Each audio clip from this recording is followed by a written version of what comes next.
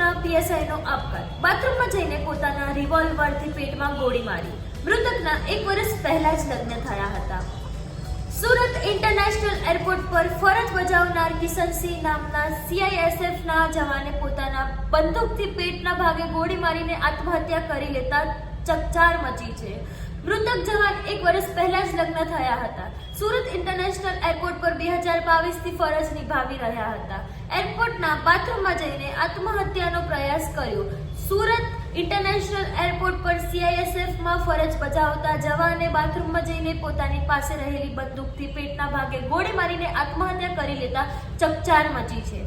એરપોર્ટના બાથરૂમમાં બનેલી આ ઘટનાના પગલે ફરજ બજાવી રહેલા અન્ય સ્ટાફમાં દોડધામ મચી હતી. તાત્કાલિક જવાને લોહીલુહાણ હાલતમાં સારવાર માટે ખાનગી હોસ્પિટલમાં ખસેડાયો હતો. જ્યારે વધુ સારવાર મળે એ પહેલા જ તેના મોત નીપજ્યું હતું. મૃતક જવાનના 1 વર્ષ પહેલા જ લગ્ન થયા હતા. કિશનસિંહ 2022માં સુરત ઇન્ટરનેશનલ એરપોર્ટ પર તૈનાત કરવામાં આવ્યા હતા. તેઓએ સુરક્ષાની જાણકાર સંભાળ હતી. 1 વર્ષ પહેલા તેમના લગ્ન થયા હતા. તે મૂળ રાજસ્થાનના નિવાસી હતા.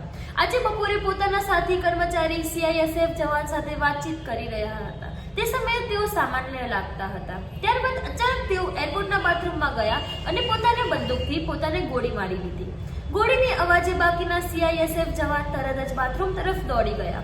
પરંતુ બાથરૂમનો દરવાજો ખુલી રહ્યો ન હતો અને તૂટી રહ્યો ન હતો, જેના કારણે સીઆઈએસએફના અન્ય જવાનો બાથરૂમના છત પરથી બાથરૂમમાં કૂદ્યા. ત્યારે કિશનસિંહ જીવિત હતા, પરંતુ હોસ્પિટલમાં લઈ જતા સમયે તેઓનું મોત થયું. પોલીસે અકસ્માત મોતને ગુનો નોંધી તપાસમાં હાથ ધરી. એસીપી નીરવ ગોહિલે જણાવ્યું કે હાલ અમે એક્સિડેન્ટલ ડેથની કલમ હેઠળ ફરિયાદ દાખલ કરી તપાસ કરી રહ્યા છીએ. આ આત્મહત્યા છે કે દુર્ઘટના તેની તપાસ કરવામાં આવે. મૃતક કિશોરસિંહ મૂળ રાજસ્થાન જયપુરના રહેવાસી હતા.